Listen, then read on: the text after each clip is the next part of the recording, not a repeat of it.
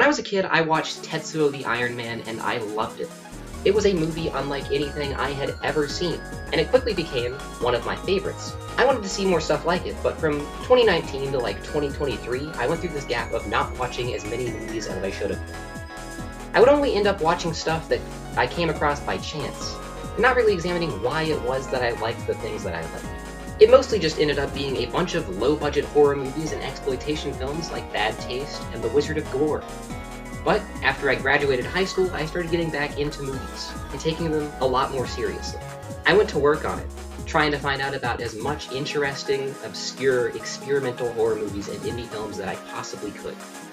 In 2024, I doubled my efforts after I started going to movie nights at my friend's house. I now had a group of people to talk to about movies with, and exchange recommendations with. Eventually, Tetsuo came back to the front of my mind, and I realized that I needed to find every single movie like it. Tetsuo is a part of the Japanese cyberpunk cinema, a type of cyberpunk that differs from the typical depiction of flying cars and neon lights, and focuses on something a lot more visceral. Metal pipes colliding with bloody flesh, pounding industrial music or energetic punk rock, and all of the strange experimental filmmaking you could possibly want. It's a genre that has captivated me, and after searching for months since then, I have finally forced myself to watch every single film that I could find in the genre, which is how I spent a majority of my free time this past month. All of December and the first couple weeks of the new year have been dedicated to watching or rewatching Japanese cyberpunk films. Originally this was going to be like a Christmas special. I was going to do a bit where I was pretending that they were all Christmas movies, and I was trying to watch them all to get festive. It was going to be really funny, but it's the middle of January now, so I can't really do that anymore. But I am proud to say I have watched every single movie in the Japanese cyberpunk canon, and I had a ton of fun doing it, for the most part. So, tonight I want to spend some time talking about all of them and explaining what makes them cool and why you should check them out, because I think they're pretty neat. The very first film that is classified as a part of this movie, the inciting incident, if you will, is Gakuryu Ishii's Crazy Thunder Road. Some could argue that it actually started with Panic High School, but that feels more proto-cyberpunk than anything else. Coming out right at the start of the 80s, Crazy Thunder Road lays the groundwork for a lot of the movies that follow in the movement. The main characters are part of a biker gang, and thus there is a lot of chaos and fighting. But something that this movie and Ishii's later film, Burst City, both touch on is a profound feeling of aimlessness. I'm going to admit, the first time I watched Crazy Thunder Road and Burst City, I didn't really enjoy them. I initially watched both of these about a year ago after renting them from my city's video store, which has a dedicated Japanese exploitation section, which helped introduce me to a lot of these names. I probably wouldn't think of Rubber's Lover as a household name if not for that store, so shout out to Videodrome. I just didn't really vibe with these two at first, if I'm going to be honest. They felt kind of pointless. Nothing really happens in them like things happen in other movies. In Crazy Thunder Road, there is a plot that follows the dissolution of a biker gang and the rise of a fascist militia in its place, but the actual movie feels pretty loose. Burst City, even more so. Things happen, but they don't really seem to be leading anywhere until the final scene where a big fight happens. But that's kind of the point. Crazy Thunder Road is a story of a man whose life is aimless. After the biker gang that defined his life disappears, he roams from place to place trying to find some meaning in his life. But there is nothing. The fascists recruit some of his fellow gang members, but he doesn't fit in there either. He's his own person, and in the final scene of the movie he decides that if his life is meaningless, he can find meaning through destruction, and takes on the fascists. A heroic thing to do, and what all punks should strive for. But it doesn't seem like he's doing it out of a political disagreement or anything. Rather, a disillusionment with the system as a whole. Burst City, on the other hand, is best described as a peek into a city at the end of the world. There is no confirmed apocalypse or anything like that. It's just so overwhelmingly chaotic that it feels like society as a whole has collapsed. There are a bunch of really cool punk songs played by bands in the movie, and there are also weird Mad Max-style industrial nights, and biker gangs, and a bunch of other stuff. This is a movie where things randomly occur, but they don't really have much relevance to plot or character progression. There are themes though, and it's in that same aimlessness mixed in with a distaste for the status quo. There doesn't seem to be any stability in this city. People kind of just fuck around all day because it's the only way to fight the boredom of modern living. There is so much energy in this movie, to the point where it feels less like a film and more like an actual concert. Films are more punk than any of the others I'll discuss tonight. Maybe with one exception, which we will get to. And that's because Ishii himself was deeply entrenched in the Japanese punk world. According to the Midnight Eye Guide to New Japanese Film, Ishii tried making punk music before he discovered film, and then just started making movies. But back then, just making movies wasn't something you could just decide to do. It's not like today, where anyone can use consumer-grade equipment and upload it to the internet. But Ishii did not care. He just did it anyway. Much like the characters in his movies, Ishii just did whatever he wanted, and it worked out pretty well for him. He's had a pretty expansive career ever since these films, and even though he's left behind his punk roots, his films are still pretty good. Okay, so all this punk rock chaos is cool and all, but where, oh where, is the cyber, I hear you asking? Well, fret not, because it's time to talk about the movie that put the cyber in Cyberpunk. Welcome to Death Powder.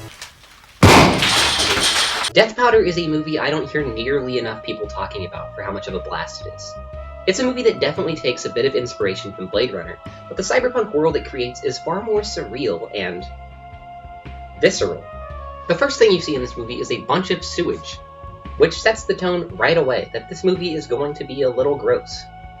It's a bit like Guzzo in that regard.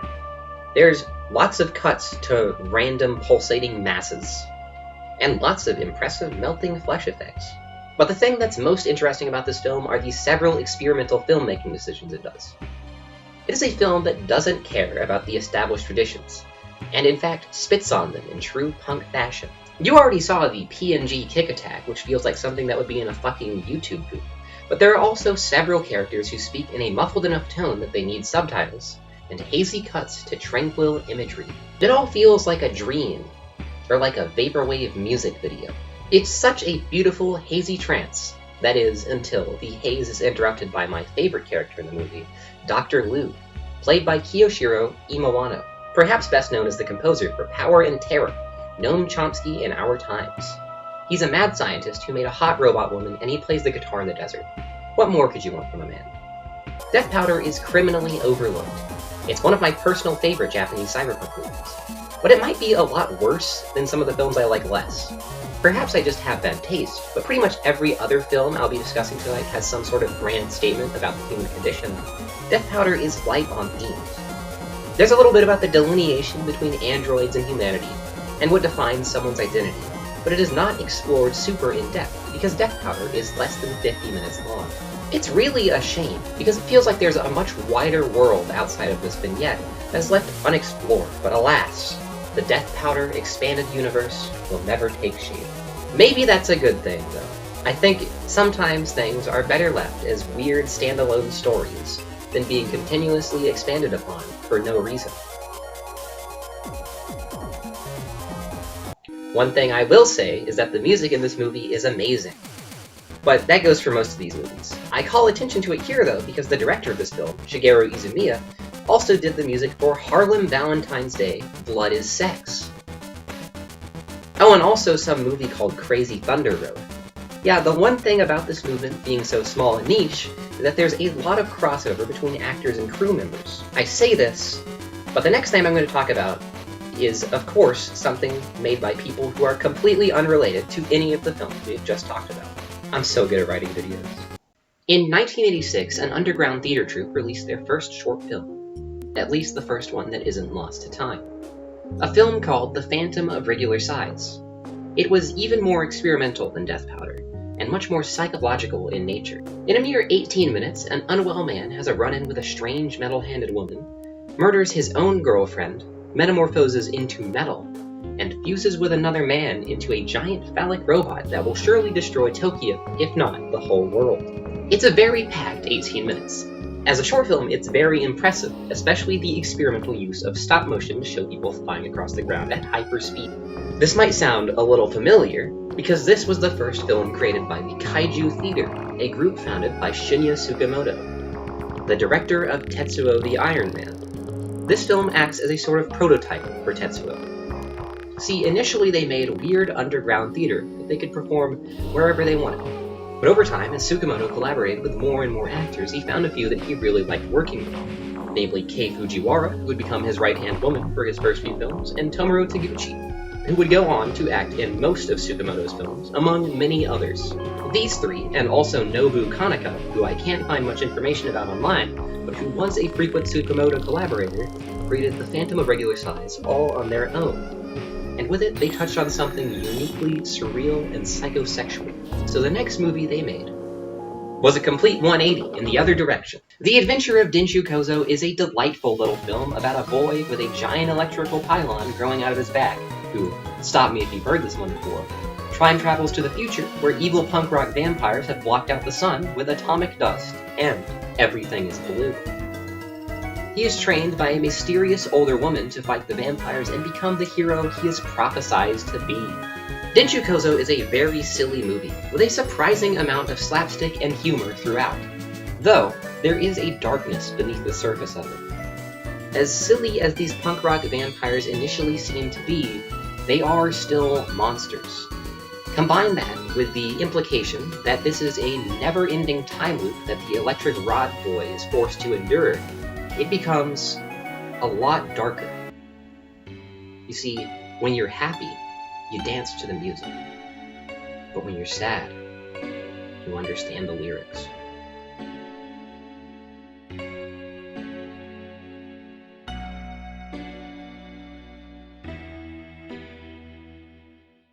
As I stated earlier in the video, Tetsuo the Iron Man is one of my favorite movies. I never stop talking about this thing. It's the name of one of my band's songs. I wrote a paper about it for a class and by proxy forced my professor to watch it. I love this movie. Off the rip, starting with an intro credit scene depicting our protagonist, the salaryman, manically dancing in a desolate factory set to some pounding industrial music, sets the tone immediately. This movie aesthetically is like the coolest music video you've ever seen in your life. Everything is so frenetic and chaotic. The use of black and white, while being a choice made to make the stop motion and special effects look better, adds so much to the tone. The use of stop motion, blended with live action, is so creatively done too. The thing that motivates me the most to watch more movies is the hope that I will find a movie that makes me feel the same way that I did the first time I watched Tetsuo. And there have been a couple. But despite enjoying most of the things I watched on this Cyberpunk journey, there is nothing that hits quite in the same way that Tetsuo does to me. It's not really a movie you can make again. It's a uniquely experimental film with an energy all of its own. It's like a band's first album, something raw and uncompromising, and perhaps a little rough around the edges, but it's also the truest expression of their creative vision that there will ever be. The only difference is I don't think Tetsuo is rough around the edges at all, at least in any ways that make the movie worse. I believe that Tetsuo the Iron Man is a perfect film. I could gush about it for an entire video, but I think I'll just talk about the thing that I love most about it. The thing that keeps it occupying my mind even so many years down the line is that Tetsuo the Iron Man is an incredibly queer story. The plot of Tetsuo follows a salaryman who lives a life that he seems totally disconnected to. He has a girlfriend, but all they really do is exchange greetings and have sex. Their relationship is purely physical. The salaryman hardly expresses any emotion throughout the film until he begins turning into metal. But the reason he began turning into metal in the first place is because he and his girlfriend struck a man with their car and hid his body in the forest. And they had sex over his corpse. This man they murdered and treated with such ambivalence was a queer person, a person referred to by the movie as a metal fetishist. Now, it may seem derogatory at first blush that this guy who's shoving metal pipes into his open wounds is queer representation, but he isn't really painted as a villainous figure. Honestly, he is the most sympathetic character in this film, and he's a lot of fun. I think the sexual relationship with metal that he has is kind of symbolic of how society at large can often view queer people as degenerate and strange. But even if the way we live our lives can seem horrific to some, we are human beings who aren't hurting anyone. If one of my friends got their rocks off to shoving metal pipes inside of their open wounds, I would support them wholeheartedly. It's their right. When the metal fetishist ghost returns to get vengeance on the salaryman, he does this by forcing the salaryman to confront the queerness within himself, and the salaryman begins shifting into a metal being. He tries to hide the metal beneath his flesh, but it only expands and hurts him more than it would have had he just let it grow freely in the first place. He is conflicted about this transformation, to say the least. Sometimes he seems ecstatic about it, but other times he is horrified. In one particular scene, he hides behind the bathroom door from his girlfriend's sight, fearing that she will see him as a monster. She claims that she won't mind, and when he steps out, she immediately begins screaming and crying at his new form. This eventually culminates in them trying to kill each other, and the salaryman ends up murdering his girlfriend. The movie's climax is a big fight scene between the metal fetishist and the salaryman that eventually culminates in their metal bodies fusing together. And in one beautiful moment, they realize that they are the only people in the world that the other has met that understands. This revelation causes their powers to combine into a giant, metallic, phallic behemoth, and they ride through the city swearing that their love will destroy the entire fucking world. Even though we've made positive strides, the world at large views queer people as a threat to normalcy, that we are an affront to good family values. Not just queer people, but anyone who doesn't fit the established mold put into place by those in power. As things seem to grow darker and scarier for people like me and the ones I love, I find myself getting angry at the state of the world. The fantasy of being powerful enough to say, fuck all your family values and conventional society and lay waste to the world that has oppressed us for far too long is very compelling, admittedly. Maybe the world hates us, but love conquers hate in the end, doesn't it? That's my reading on the movie, at least. But I think there's a lot of ways you can take this movie, and I don't think any of them are inherently wrong. There's a lot about fears of industrialization, vengeance, the overwork of people in Japan. It's a very thought-provoking film about a lot of different things. It's just that I naturally see the part of this movie that resonates with me directly as the most prevalent. I think you should watch Tetsuo the Iron Man if you haven't already. It's an important film, and one of the greatest ever made. And I think that more people need to see it. But one movie that more people do not need to see is a movie released the same year as Tetsuo that also stars Tomoro Taguchi, Guinea Pig Part 5, The Android of Notre Dame. It's not for the reason you might be thinking, either. The Guinea Pig franchise is infamous for its gratuitous, realistic gore. So realistic that allegedly Charlie Sheen believed it was real and reported it to the FBI. The Guinea Pig's problem is not the franchise's extreme gore, but the varying quality of the films themselves. So far, I've seen 3 of the films in this series: He Won't Die, Mermaid in a Manhole, and of course, Android of Notre Dame. While Mermaid in a Manhole was pretty good, mostly due to Hideshi Hino, one of my favorite manga artists, being the writer and director, and He Won't Die was probably one of the funniest movies I've seen in a while, Android of Notre Dame is remarkably boring. It's probably the worst adaptation of Frankenstein I've ever seen. Yeah, The Android of Notre Dame is a retelling of Frankenstein, obviously. I'm gonna be honest, I watched parts of this at 2 times speed because fucking nothing happens in this movie other than the relatively tame surgical dissection scenes. I expected better from the Guinea Pig franchise, at least in the gore department. Not even gore can make this movie entertaining, though. It's dog ass. If your whole movie is gonna be someone dissecting a body, and you're gonna be doing little weird experiments on it, you gotta mix it up a little bit. It's just kinda spooky imagery with no real substance to back it up. But I'm sure that won't be a problem we encounter later down the line. Something that most cyberpunk works tend to focus on is horror. It seems that everyone inherently thinks of the relationship between humans and technology as an antagonistic one that can only lead to pain and misery. That makes a lot of sense, especially based on how things have been going recently. But there are positive sides to technology. I mean, we wouldn't be here right now, and without it, the movie Battle Heater never would have been made. Battle Heater is by far the silliest movie we will talk about tonight. It's a film that's really only cyberpunk by technicality, because there's a lot of cyber and a lot of punk, but not really much overlap between them. Still, there's more cyber in this movie than there is in Burst City, so I'm counting this one. If I had to compare Battle Heater to anything, it would be Ghostbusters and maybe Electric Dreams. Which I mean wholly as a compliment. It's a gonzo comedy more than anything else. It focuses on the relationship an apartment complex full of people have to technology, and what happens when that technology and the spirits within it turns on them. But even the quote-unquote scary stuff that happens in this movie is played for laughs. There are so many off-the-wall visual gags and effects here too.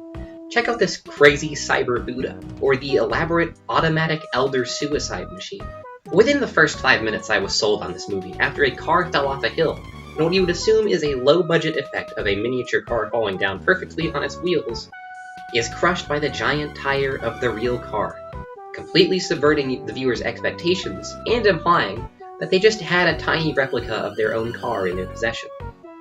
I laughed for a large portion of this movie's runtime. I especially loved the couple who were trying to dispose of a body of the man who they murdered just because they felt like it, in the slowest and most inefficient way possible, which has a really funny payoff towards the end of the movie, when things go off the rails. I like laughing at movies. I don't really care if that makes me stupid or whatever, but as much as I love weird, artsy horror stuff, if something has me laughing as hard as Battle Heater does, I'm probably gonna like it more than anything else. It's a masterpiece in my book. It's a shame to see that neither George Ida, the director, nor Goro Nakajima, the co-writer, have made any other comedic works, because I feel like they had something really special here. I guess 1989 just wasn't ready for Battle Heater. Special shout-out goes to the music in this movie, done by J-rock band Bakufu Slum. The members also played a variety of roles in this film. They seem like a pretty cool band, although I haven't listened to a ton of their stuff outside of this movie. It sure is a shame that the band in this movie were really not the nicest group of lads, though. They were so mean to the protagonist. I mean, how could they give someone a haircut like that? It makes him look like a memory-wiped and defective cyborg sex slave that was tossed onto the streets and taken in by a homeless woman while his corporate creators hunt him down. What, you've never heard that insult? It's pretty common. Yeah, it's Pinocchioing time. Time to talk about Shozen Fukui, the man who I've developed a sort of love-hate relationship to the work of. His first two films that aren't lost media were Caterpillar and Gero Risuto, both of which feel like predecessors to his most famous work, 964 Pinocchio, which is a movie almost as well known as Tetsuo in the cyberpunk world, though it could be an XKCD expert's overestimating comic situation. Pinocchio is a very interesting movie. I don't think it's as good as Tetsuo, but I don't think there's any film that exemplifies what Japanese cyberpunk is all about more than 964 Pinocchio. It follows a character from outside the mold of society, Pinocchio. It touches on humanity's relationship with technology. Pinocchio is a cybernetic human. It's psychosexual. Pinocchio is a machine created to be a sex robot, but he is thrown out, naturally giving him a strained relationship to sexuality and his purpose in life. But most of all, it's chaotic. After the first act, everything goes completely off the rails and the film devolves into mania. There's a scene in this movie that I both love and hate depending on when you ask me. It could ruin the entire movie for me on some days, but I also completely understand why it's there and kind of relate to it in a strange way. Midway through the movie, signifying the start of the chaos, is a scene very clearly inspired by the famous subway scene from Possession, a movie I'm embarrassed to say I have not seen as of writing this video.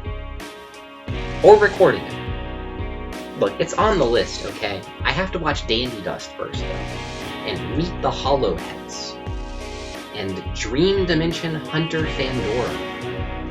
I actually watched Meet the Hollowheads last night. It was pretty good. I highly recommend it. Unofficial recommendation from the Cyberpunk canon. Anyway, this scene has a couple differences from the subway scene that make it not a blatant ripoff, but more of a reinterpretation, bordering on something of all its own. First is the vomiting, or as I like to call it, the Fukui Special. There's vomit in every Shozen Fukui movie, but nothing comes close to being as gratuitous as this scene. The woman vomits for at least 2 minutes straight.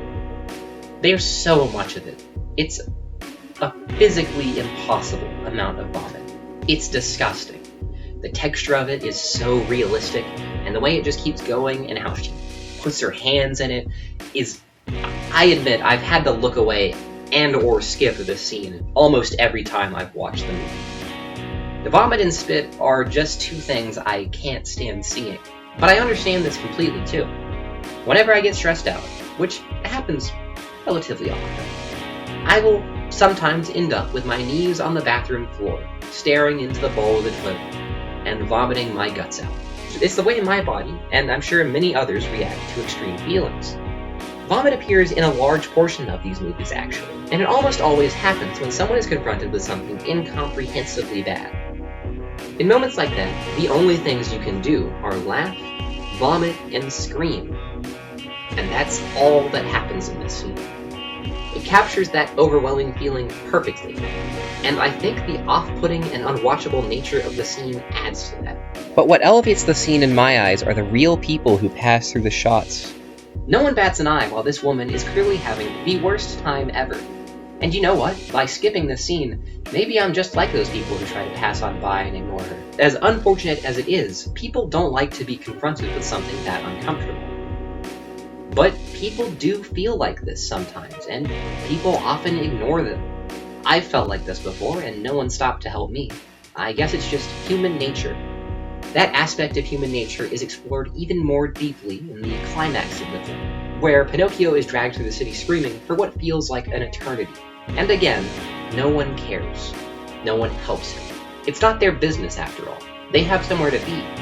Even if the execution isn't perfect, I think the strength of Pinocchio's theme and vibes are enough to make it well worth its notoriety. I can't say the same for Fukui's other feature, though.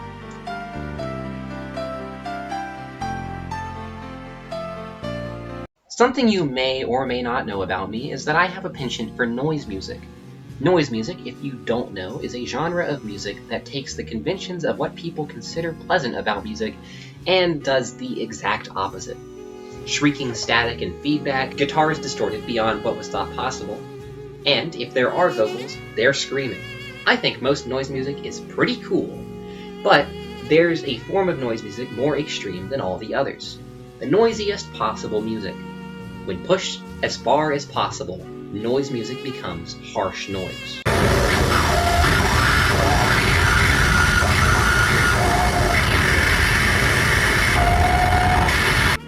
I used to really like harsh noise. Like, I would sit there and stare at the wall listening to Killer Bug or something for hours. That might say a lot more about me than it should. There's an appeal to it. There's nothing quite like the experience of a good harsh noise album. But these days, I often find myself getting bored by the genre. When turning up all the dials to max, you lose some of the intricacies of the sound. That's probably the same reason I consistently bounce off of Rubber's Lover. I've tried watching this movie 3 separate times, and every single time, I'll either fall asleep or find some excuse to stop watching. 2 of the times I tried to watch this film, I rented it from my local video store, meaning I had to drive out there and pay the rental fee, and I still didn't watch it. Not because it was too disturbing, it's just really boring in my opinion. I don't know, maybe I'm missing something. People seem to really like this, but I just don't fuck with it, I'm sorry. I think the point of the movie is to be like the mind-numbing torture the characters in it are experiencing. Scientists talk for a bit, and then the rest of it is just evil experiments. It's like Android of Notre Dame, but twice the length. It's supposed to be a challenging watch, I understand that, but I don't think it's challenging in the way it's intended. I feel like I should be disgusted and turning away because I'm squeamish, but I don't know, I just don't really feel anything when I watch this movie. It's aesthetically impressive at the very least, but I don't really find anything of substance beneath it all. But I will say this, I am not the arbiter of what's good and what's bad. My tastes are my own, and you don't have to like the things that I like and dislike the things that I dislike. If Rubber's Lover is your #1 movie of all time, more power to you. In fact, I'm sure you're probably a very cool and interesting person to talk to. But, personally, I think when it comes to black and white Japanese cyberpunk, I will always be a Tetsuo girl. Yeah, man, I'm coming over later and strapping you into a crazy VR torture device, and my 30 naked bodybuilder friends and I are gonna reverently watch you scream in agony for about a couple hours. Hope that's fine. It'd be kind of rude for you to turn us down at this point. We already got it all set up. It'd be really embarrassing for you to say no at this point. Speaking of Tetsuo, if Tetsuo is so good, why don't they make a Tetsuo 2? Well, you know how I said earlier that Tetsuo is a movie that you can't make again? Shinji Tsukamoto tried, and the result was Tetsuo 2, Body Hammer.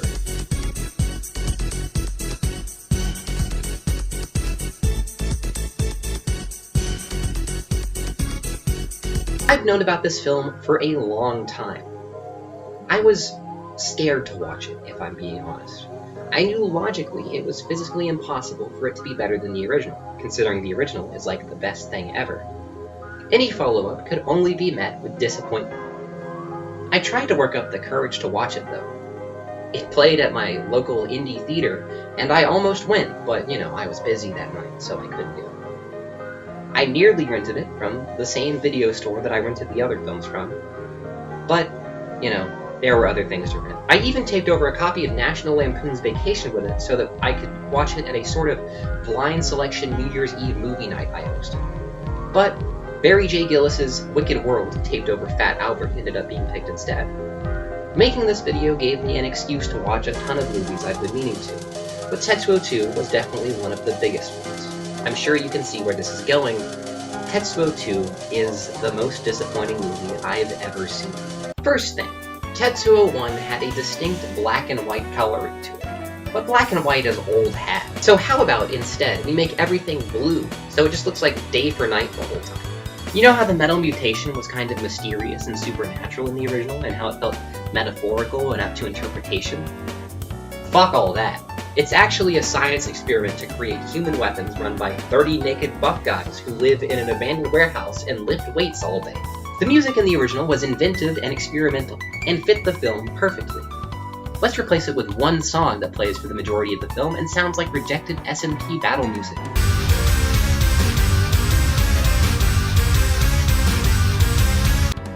Admittedly, there are some scenes that gave me a laugh.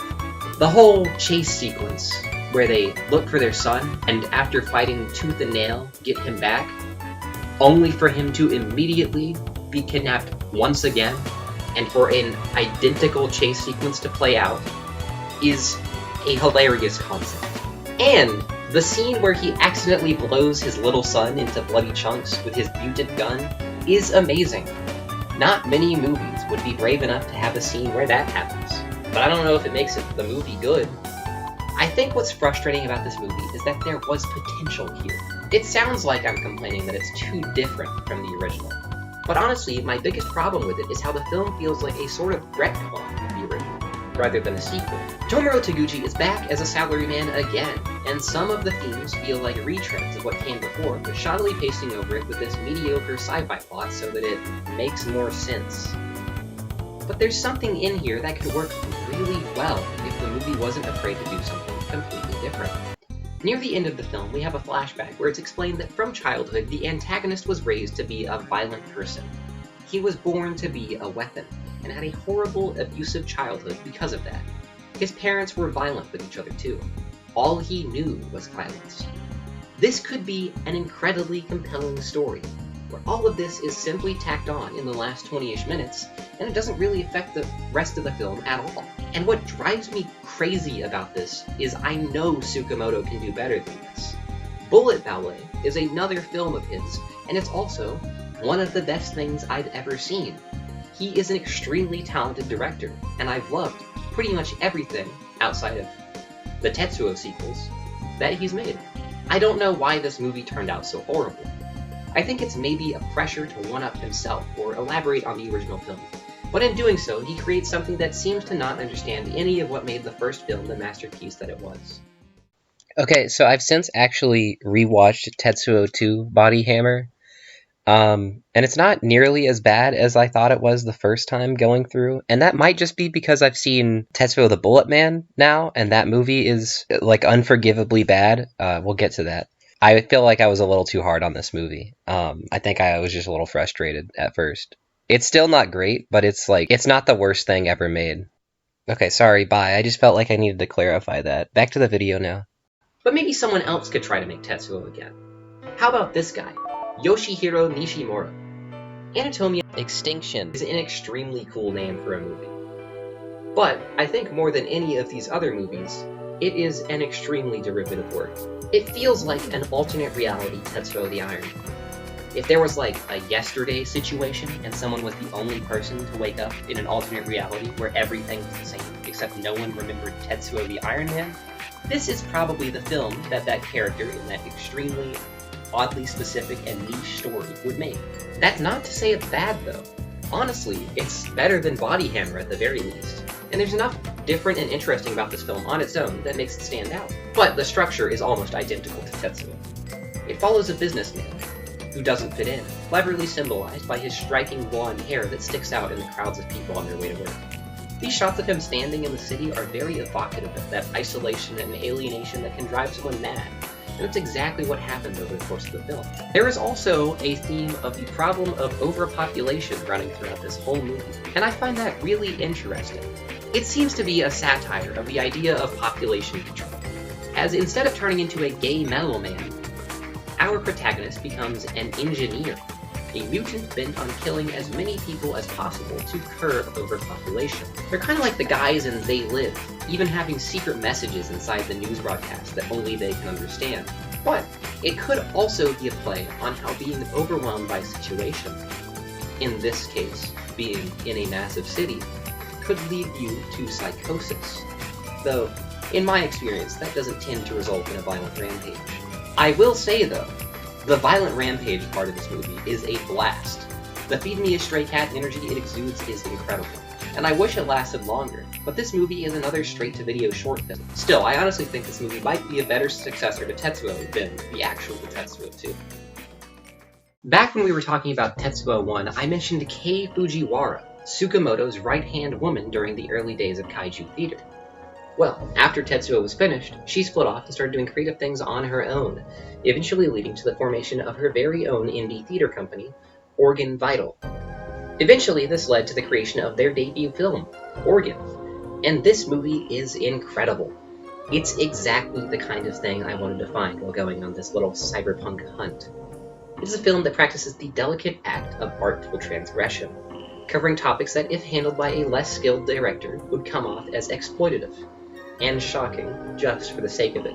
I like movies that explore dark themes, especially character studies of incredibly troubled people. I find these movies to be some of the most relatable. But a common problem with these movies is that they sometimes fly too close to the sun and end up becoming tasteless and crossing the line. Maybe it's my own fault for being sensitive, but it can feel dehumanizing when movies tip over that line.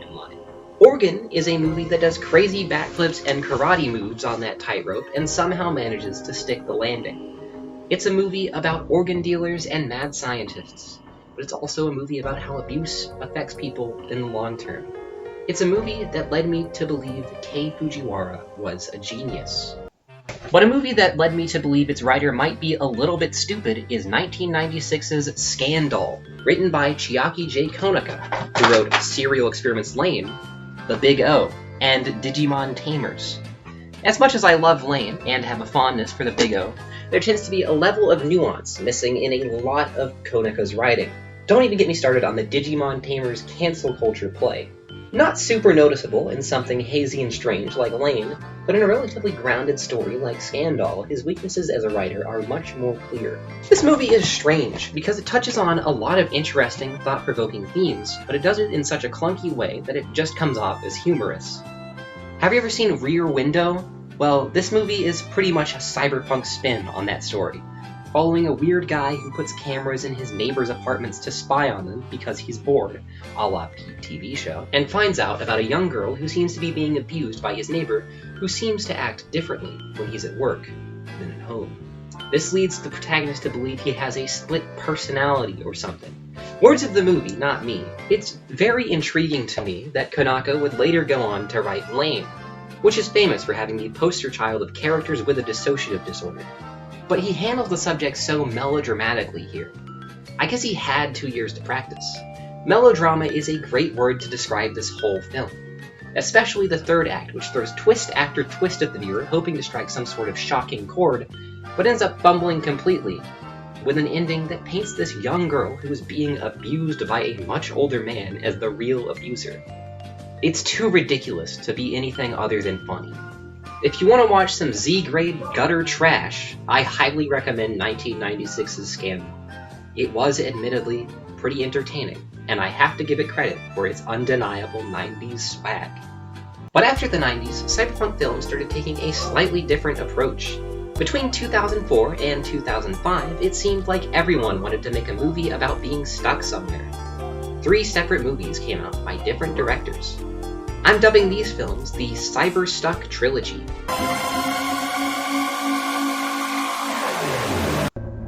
The first of these 3 was Masafumi Yamada's Subaru Nogara.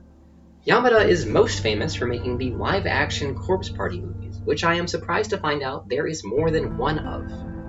I might have to investigate those at a later date.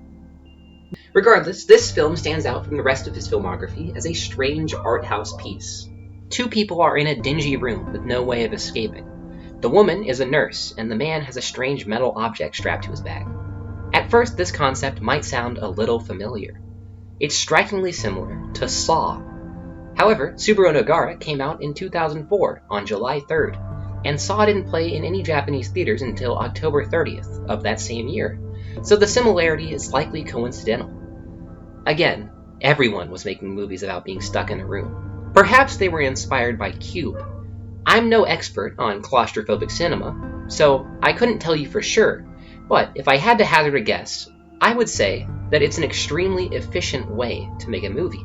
I mean, you just gotta get 2 of your friends, or even just you and another friend, or even just you, and have you talk philosophically for an hour and a half, and then culminate with a dramatic, violent scene, and voila, movie's made. From that description, it sounds like I'm deriding these films, but on the contrary, I think it's a really admirable way to make movies. I eat this shit up. I love movies that use the smallest budget possible to still create art. Limitations breed creativity, after all. And I think you can do a lot with this simple concept. It's fun to watch how people react to inescapable horrors. Subaru Nogara is my personal favorite of the 3 films, getting the most metaphorical with its story. The man with a machine stuck on his back seems to have lived his entire life in this room. He doesn't feel the need to leave. He's got books and TV, and moving hurts anyway, so why even bother, right? Well, the nurse, on the other hand, wants to get the hell out of this place, and seeing that motivates him to start considering the outside world and moving beyond the place he's spent his life. It's honestly really powerful near the end, and it culminates in a rather beautiful scene where he's sitting out in a green field. It's kind of like the Stanley Parable. That was my first thought. Maybe that's an embarrassing thing to compare a movie to. The next movie in this little trilogy is another Tsukamoto joint, Haze. It certainly lives up to its name as a very hazy movie. I don't really have a ton to say about this movie. It's not bad, and I think if I had claustrophobia, I would be losing my shit right now. But as it stands, it's just a funky little film that feels like a nightmare you can't escape from. Finally is Hellevator, The Bottled Fools, the longest of these 3 movies, and also seemingly the one with the biggest budget. It does the thing that I love, where it's a tiny story in a much larger world, a lot of which is left up to mystery. There's psychic powers, crazy serial killers, terrorists, an army of identical businessmen who carry landline phones with them, and strange robot pets with human brains inside them. But we are only shown all of this because of the people who enter this elevator, that takes people through a subterranean dystopia. I really like this movie conceptually, and while it doesn't have a lot to say as a film, it's a fun little watch, even if it drags a bit toward the end. But this Cyberstuck trilogy signifies a larger shift in the cyberpunk movement. These movies aren't really that punk at all, but they do still carry a lot of the art house weirdness of a lot of older cyberpunk works. These films don't really feel like true cyberpunk though, so maybe our good friend Kei Fujiwara can save us. Id is an intensely atmospheric movie that grapples with humanity's cruelty to animals, how we bring lives into this world just to devour them. That's something I've personally been grappling with for a while, to the point that I recently decided to just stop eating meat because I felt too bad about it. And I was really excited to see a movie that seemed so perfect for where I am in my life at this present moment. Much like Organ, there are wonderful gore effects, great music, and really great cinematography. But I can't really abide by this movie. Sometimes movies can ruin themselves in a single scene for me, taking all the momentum and intrigue out of a movie for something so stupid, it's unforgivable. I'll just rip the band-aid off. This movie got really fucking transphobic out of nowhere. And I'll be honest, I'll put up with a lot of transphobia and stuff. A lot more than I should. It pisses me off in movies when they do the classic, she was a guy scene and play the cis male protagonist as a victim and the trans woman as a predatory monster. And as much as I wish something would come along and subvert that trope for the hurtful statement that it is, I can usually look past it. Meatball Machine, the movie we're going to talk about after this one, has a similar scene. But it's not nearly as bad as the scene in Id. Id doesn't just brush over it as a weird little gag. It revels in it. It takes this as an opportunity to humiliate this trans character in front of several people, and then a grotesque character of a trans/gender non-conforming person comes over and starts sexually assaulting her. I love a lot of the parts of this movie, and I do genuinely wish that Fujiwara would make more movies because of how good I think her writing and directing style is. But it's really hard for me to stand by a work that so clearly hates people like me. I wish I could look past it, because if I could, I think this movie would be a masterpiece. Maybe I'm just being too much of a snowflake or whatever, but I don't know. This is like 1 in a million movies that I'm actually offended by enough that I stopped watching them. So that might say something about how bad this scene is. I'm sure, though, if you're transphobic, this movie's fucking awesome. Meatball Machine! It's the turning point of a new era into cyberpunk. And I probably can't show much of these movies. Meatball Machine feels like a gory tokusatsu version of Wicked City. It's a whole lot of low-budget action with some pretty cool special effects, and not much else. Meatball Machine more closely aligns with the splatterpunk subgenre. We're heading deep into exploitation films really quickly. But the stuff in these movies makes Troma look like, I don't know, the FNAF movies. Meatball Machine laid the groundwork for movies like Tokyo Gore Police, Mutant Girl Squad, and yes, The Machine Girl, which all fit into this category. The thing about these movies is that if you turn your brain off completely, and if you only watch one of them, you'll probably think, oh, that was really something. Maybe laughs will be had. I don't know though, Tokyo Gore Police has a Cybersmith reference and it's racist. So I think I actually hate everything about that movie. But these movies are insane and can be a lot of fun hypothetically. But if you sit down and watch more than one of them, it will quickly become clear how formulaic all of these are. The first step, you put a girl in there. She's the main character, and she's probably gone through some shit, and she's also the strongest ever. The second step, blood. Exploding blood. So much blood that you need to use CGI blood to save money. The third step is to throw in some more crappy CG, the most generic action score you've ever heard, and then set up a sequel and go into great detail about the secret evil experiments, explaining away any subtlety that could possibly be there. Even The Machine Girl, which happens to be the first movie I ever saw and is probably responsible for making me the way I am, follows the same formula, which is really disappointing. True what they say, you should never meet your heroes. I also think these movies just don't have very much to say.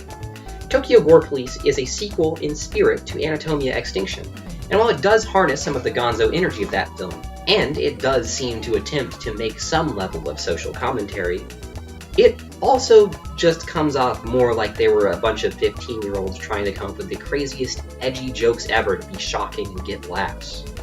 Really huge South Park guy energy here.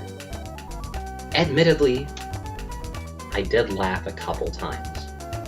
All the fake advertisements did get me, especially the Wii torture game ad. Even though I hate this movie, I'm not above it. I'm not going any further than Freddy Got Fingered, though. That movie is as crazy as I'm willing to critically rate Players' genius, and Tokyo Gore Police is like 10 times more unhinged.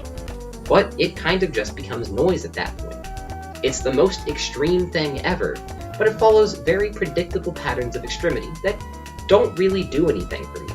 My eyes start glazing over midway through all of these. Like, yeah, whoa, that woman sure did get murdered in a horrific, weirdly sexualized way. I'm sure this doesn't signify anything about how the director views women. The thing I loved most about the best works of Cyberpunk is how they treat people with empathy. I know that sounds crazy to say about movies that from the outside seem to be just collections of crazy gore effects, but Organ, Tetsuo, Death Powder, Crazy Thunder Road, 964 Pinocchio, and even Anatomia Extinction all deal with characters who are far outside the realm of normal society, but they are all treated like human beings. They're all protagonists, and we are made to understand them and their stories. They're movies about outsiders and underdogs, made by outsiders and underdogs. But these formulaic, more modern cyberpunk films from bigger studios don't treat their characters as human beings at all. They don't really even have characters. They just have vehicles for epic fight scenes. There's very little of substance in these movies. Okay, I think I'm way too hard on Tokyo Gore Police in this section. I don't actually hate this movie. Maybe. I don't know. I feel like weird about it because I enjoy a lot of aspects of it, and a lot of it does make me laugh. But then there's also some stuff that I'm like, I don't know, guys. I don't know if you should be doing that. I don't know about that one. But I think that's kind of the point. I think it's just supposed to be like the dumbest, most ridiculous movie ever. And you know what? It is. So I guess it's pretty good at achieving that goal. So maybe, I don't know. Maybe it's okay. I just wanted to make that clear because it sounds like I fucking hate this movie. And I was really mean to it, I think, a little bit. Machine Girl and Mutant Girl Squad are also good too. Like they're the same movie, Sorry to everyone who I've disappointed with this opinion. Tetsuo 3. Tetsuo the Bullet Man. I really have to admire Tsukamoto's range. He can make one of the greatest films ever that says so much about the human condition. And then he can turn around and make Tetsuo the Bullet Man, which is the most abysmal dog shit there is. Okay, so the first Tetsuo was a surreal, hazy metaphorical film about industrial angst and sexual repression. And the second strays from its art house origins and was more of a traditional sci-fi film about getting really mad and turning into a weapon. That maybe on its own stands as a pretty entertaining film. The third Tetsuo film strays further yet in an attempt to be like an American blockbuster film. In an interview with the Midnight Eye before the release of the film, Tsukamoto states, "In the beginning it was just a joke, but I had already made 2 Tetsuo films, and I don't have the motivation to make a third part in Japan. I want to make Tetsuo in America with a very detailed American movie feel. However, I think The Matrix dealt with the same subjects as Tetsuo, so I have to give it some more thought. It will be a Japanese film, but I would like to shoot it independently in the United States." Not wanting to step on the Matrix's turf is especially interesting to me, considering the similar overlap between queerness and industrial machinery. Perhaps this extra thought he gave the film to change it into something else while still keeping that detailed American movie feel is the reason that this movie is as bad as it is. Aesthetically, everything is drab and gray, like a real action movie. The first thing that stands out are the performances in this movie. Everyone talks like they're in the Ring Terror's realm. Coward! What kind of man are you? Your son is murdered, your wife tortured, and you do nothing. You could chalk this up to be due to Tsukamoto, who is not a native English speaker, doing the direction. But the main actor, who is American, is also just not very good. The music in this film, for the most part, sounds like something you hear in the background of a Chills video, with the notable exception of the film's main theme, which is composed by Trent Reznor, which I think is very neat, especially considering that Reznor was a huge fan of the original film, and even took inspiration from it in the song The Becoming, which is one of the best Nine Inch Nails songs. Once again, being a remake of sorts, the story is about the protagonist, Anthony, being provoked into becoming a Tetsuo, which is the code name of this weird experiment his dad did on his mom to cure her cancer. She would have become a Tetsuo herself, but she got pregnant so that she wouldn't have to deal with it, which really makes her an all-star mother. Everything needs an explanation in this film. Nothing is left up to interpretation. But there are a lot of callbacks to the first 2 films as if it's trying to retcon them again in some way. The most egregious of these callbacks is when Anthony gets so mad that he tries to kill the character Tsukamoto plays to protect his wife from him, and he turns into a giant bomb. Tsukamoto's character then says, "Go ahead, destroy the world with your love," turning the line that originally acted as a rallying cry for people excluded from society to create a place where they belong, into a line about a guy selfishly destroying an entire city to save his wife. It's a mess of a movie that feels more in line with Marvel's Iron Man, Tetsuo. But if you're the kind of person who loves Marvel-style superhero action movies, I still don't think you're really going to be into this weird body horror premise. So it's unclear who exactly this movie is for. And that's the last movie that seems to be considered part of the extreme cyberpunk canon. Well, there was also another Shosen Fukui short, but I really don't have anything to say about it. It kinda sucked watching all of these movies in release order for this video. Finding out about a movement full of movies that really resonated with me and that I desperately craved more of, and seeing that movement slowly devolve into something comparatively bland and uninteresting was really miserable. They don't really make cyberpunk movies like these anymore, or if they do, they don't get released to a wide audience. There's not as much space in the film industry for weird stuff like this to get funding anymore. As negative as I've been through this last section, though, I really don't like to be all doom and gloom. I mean, really what I just said boils down to, they don't make movies the same way that I like anymore. And it's not the end of the world. But I think it would be lame to end the video on such a dour note. I want to talk about the best movie I found on my journey to watch every cyberpunk movie. A movie that I might like even more than I like Tetsuo. Gakuryu Ishii's films were based around the energy of Japanese punk rock, and that energy is what led to the creation of Death Powder and everything else. The defining features of Japanese cyberpunk became trash and chaos, and a film that carries these features proudly on its sleeve, and seems to be at least peripheral to the genre, is Wild Zero.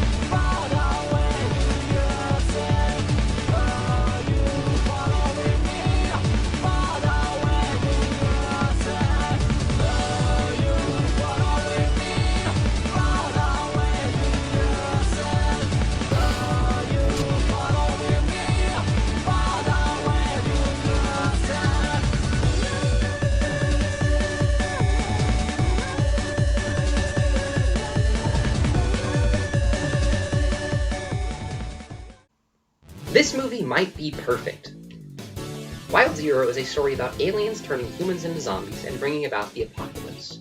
Caught in the crossfire are Tobio, a young woman wandering throughout rural Japan on foot, and Ace, a wannabe punk rocker who can't stop combing his hair. Wild Zero at its core is a sweet, life-affirming love story with a chaotic punk rock spirit. It is also an advertisement for Japanese punk band Guitar Wolf.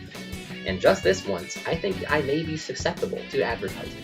The guy who directed their music videos directed this, but that definitely adds to the film's energy. Whenever they're on screen, they exude coolness, and they're always doing the right thing. At the beginning of the movie, they find out that the guy who runs this club that they're playing a show at is doing some shady shit with women. So, they go in to shoot him. Ace stumbles in the middle of this confrontation and inadvertently saves their lives, so they give him a magic whistle to blow if he ever needs help. I find it really amusing how exclusively Guitar Wolf operates on cartoon logic. Like, except for at the very end of the movie, they're the only ones who are able to do impossible, seemingly magical shit. It's possible that they're supposed to be aliens or robots or something. Ace is a super charming character too. He's a bumbling idiot, and he does have one notable slip-up, but he realizes the error of his ways, and is always well-meaning. I love the scene where he accidentally stops a convenience store robbery by hitting the guy with the door as he walks in. Which reminds me, there's also a B-plot with these Bonnie and Clyde and the other guy types, who are on the run committing crimes. They're fun! There's a really sweet scene at the end of the movie where the two who are dating end up as zombies and still end up together. It made me a little teary-eyed the first time I watched it, I admit. It does not take much to make me emotional about movies. My favorite character is definitely Tobio, though. Look, you know she's a real one when the first shot she appears in has a transmission tower in the background. She doesn't talk very much. I think she's supposed to be from another country, because Ace comments on her Japanese being very good.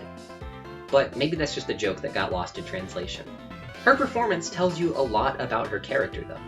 She's shy and anxious, but she really wants to treat people kindly, even if they think she's strange. The first time we see her, she's standing in a field after a man ran away from her screaming, and she seems disappointed, but all too used to it. So she just keeps walking. When she meets Ace, she thinks that he might be different than the rest. And when the two of them end up in this strange mansion, after Ace goes on a long monologue that reveals all of his insecurities to her, and how he's started falling in love with her, she reveals herself to him as well. She shows Ace that she's trans. But Ace has the same reaction as everyone else. He runs away screaming. It's my least favorite trope again, and in any other movie, this would be something played for laughs. Or in the case of Id, it would be used to show how disgusting trans people are or whatever. But here, Ace is the one in the wrong. Because after Ace runs away and locks himself in a different room, this happens. Ace! 愛に国境も男も女も関係ねえ! やっちまえ! だけど This is one of the greatest scenes I've ever seen in a movie. Guitar Wolf, the lead singer of Guitar Wolf, shows up and tells him that love has no nationality, borders, or gender, and to do it anyway. And Ace realizes he's being shitty and fights through countless zombies to try and rescue Tobio. This scene subverts one of, if not my least favorite trope in movies. And from this point forward, every time I see it play out, I'm going to think about this scene and wait for Guitar Wolf to show up and be met only with disappointment. And it goes even further. This scene right here with Tobio walking away aimlessly, intercut with Bad Man by Greg Oblivion and the Tip Tops playing, is masterful. She's so dejected, and you feel so bad for her, and it sucks to feel like you don't deserve to be loved because of who you are.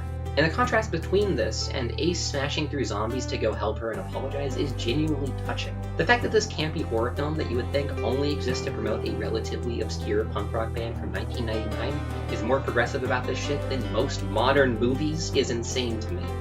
But even if you don't care about all that sappy stuff, it doesn't matter because this movie is also some of the most fun I've ever had watching a movie.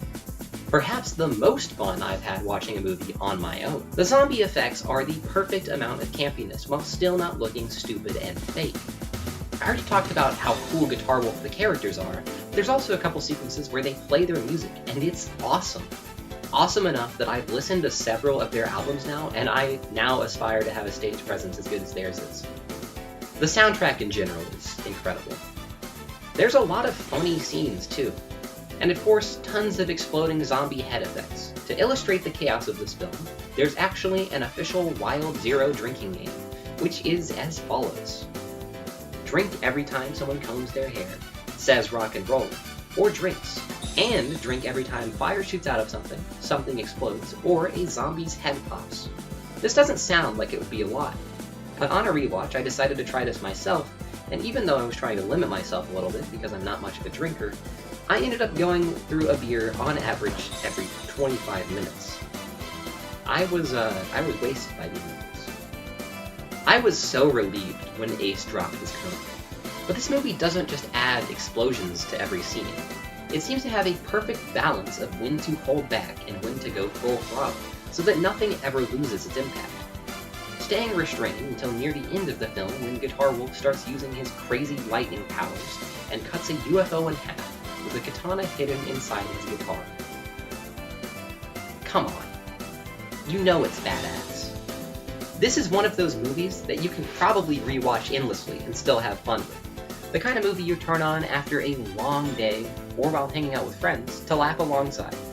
And that's all because of the unrelenting punk energy that it exudes. It's a masterpiece, and I think that you should really check it out at some point. Especially if you're into the earlier Japanese cyberpunk works I discussed in this video. You will not be disappointed. It got really bleak in the last section before this Wild Zero section.